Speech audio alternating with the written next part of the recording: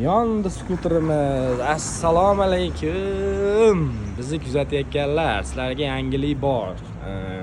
Telegramda, Instagramda chiqayotgandir, kuni tug'zam, boshqa kanallar ham qo'yishni boshlayapti. Xudo xolasa yangi yildan keyin, qishlachasiga aytganda, yangi yildan keyin yanvardan boshlab bir alohida skuter mopedlar uchun prava joriy qilinyapti.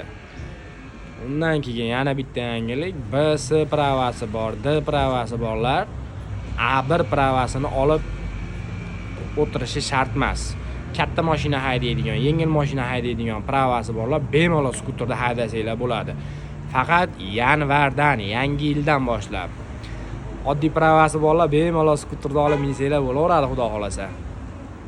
Faqat shu yana bitta muammoda, shu nomer olib minish kerak bo'ladi, tashinisi bor. Shunisiga ham shukr. Bitta like bosib paslar chiqarganlarga.